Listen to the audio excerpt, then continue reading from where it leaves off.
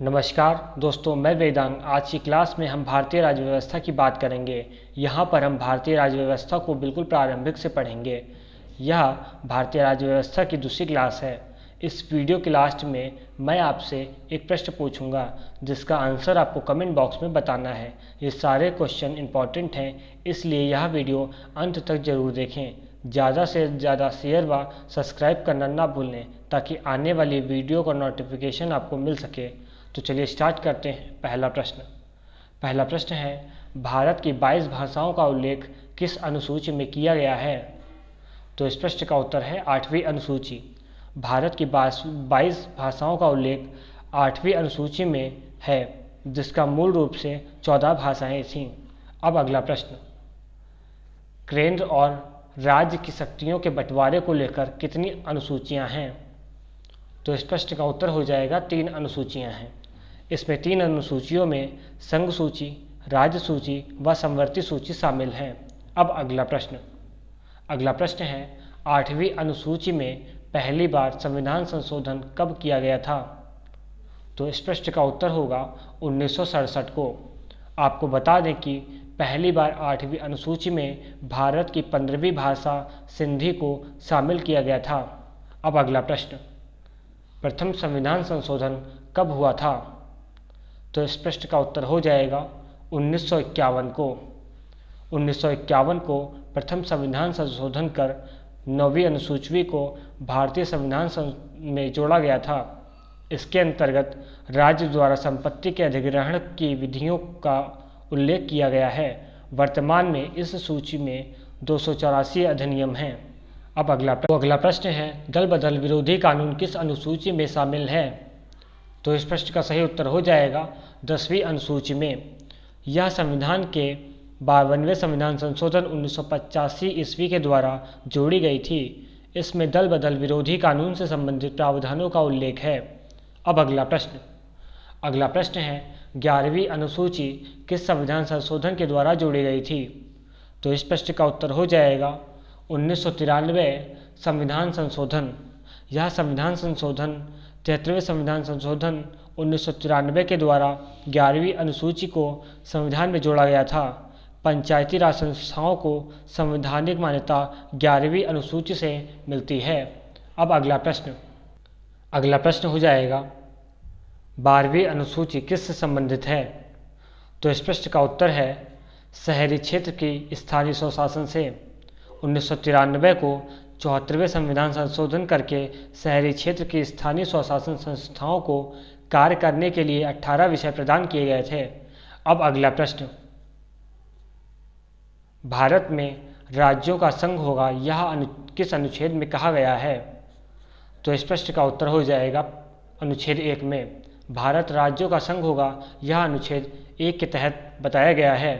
अब अगला प्रश्न, किस अनुच्छेद के तहत सांसद विधि द्वारा सीमाओं के नामों में परिवर्तन कर सकती है? तो इस प्रश्न का उत्तर होगा अनुच्छेद 3 के द्वारा। भारत में नए राज्यों का निर्माण और वर्तमान राज्यों के क्षेत्र, सीमाओं और नामों में परिवर्तन करने का सांसद को अधिकार होता है। सांसद विधि द्वारा अधिकार कर सकती है। अब अगला प्रश्न, आंध्र प्रदेश का गठन कब हुआ था? तो इस प्रश्न का उत्तर हो जाएगा 1 अक्टूबर 1953 को। बता दें कि स्वतंत्र भारत में भाषा के आधार पर गठित होने वाला पहला राज्य आंध्र प्रदेश था। अब अगला प्रश्न, राज्यों के पुनर्गठन आयोग के अध्यक्ष कौन थे? तो इस प्रश्न का उत्तर हो जाएगा फजल। राज्यों का पुनर्गठन आयोग की स्थापना 1953 को हुई थी। अब अगला प्रश्न है, राज्य पुनर्गठन अधिनियम कब पास किया गया था? तो इस प्रश्न का उत्तर होगा जुलाई 1956 को। इसके अनुसार भारत में 14 राज्य, क्षेत्र केंद्र शासित प्रदेश स्थापित किए गए थे। अब अगला प्रश्न, 1 मई 1960 को किस राज्य को पूर्ण राज्य का दर्जा मिला था? तो इस प्रश्न का उत्तर हो जाएगा महाराष्ट्र और गुजरात राज्य को। अब अगला प्रश्न, 21 जनवरी 1972 को किस राज्य को पूर्ण राज्य का दर्जा मिला था? तो इस प्रश्न का उत्तर हो जाएगा मेघालय, मणिपुर, त्रिपुरा। आपको बता दें कि 21 जनवरी 1972 को मेघालय, त्रिपुरा और मणिपुर 3 राज्यों को पूर्ण राज्य का दर्जा प्रदान किया गया था। अब अगला प्रश्न।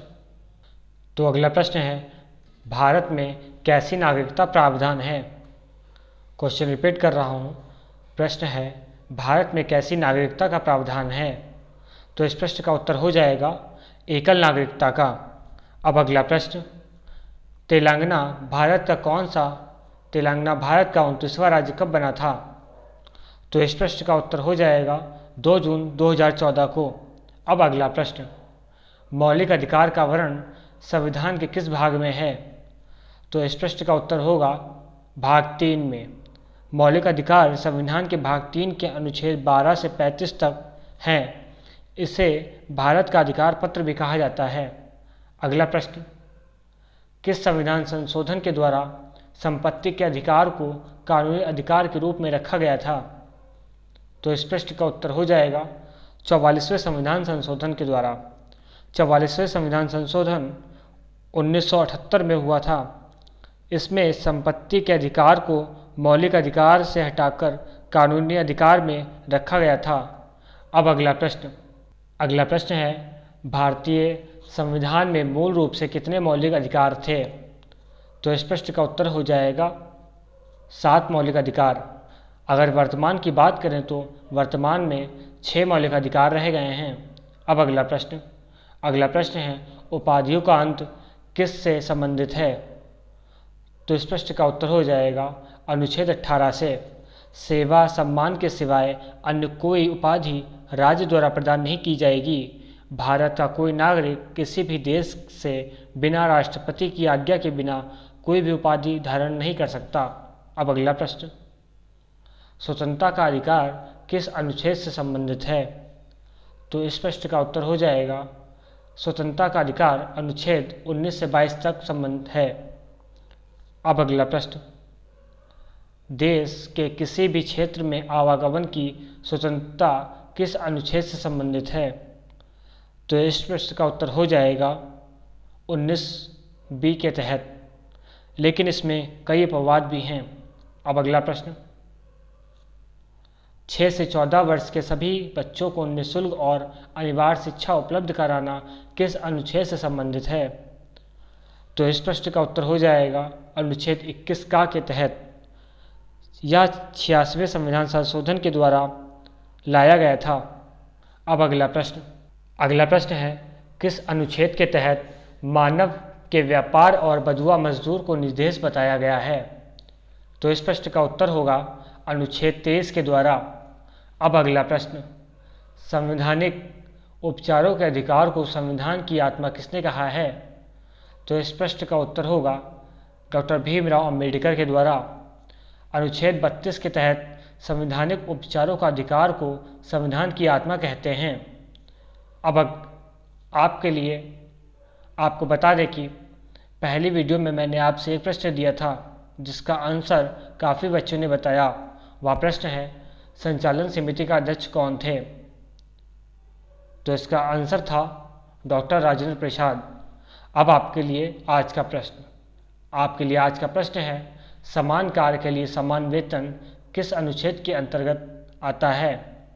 आपको किसी भी क्वेश्चन में कोई भी डाउट हो तो हमें ईमेल और फेसबुक के माध्यम से संपर्क कर सकते हैं और इस प्रश्न का उत्तर हमें कमेंट बॉक्स में कमेंट के जरिए बता सकते हैं। इस वीडियो का लिंक कम से कम एक स्टडी ग्रुप में शेयर अवश्य करें ताकि इस वीडियो का लाभ आपके और भी साथी उठा सकें। अगर आपने अभी तक इस चैनल को सब्सक्राइब नहीं किया है तो हमें सब्सक्राइब जरूर करें। आने वाली वीडियो का नोटिफिकेशन आपको मिल जाएगा। मैं वादा करता हूँ आपको इस चैनल से काफ़ी हेल्प मिलेगी। Thanks for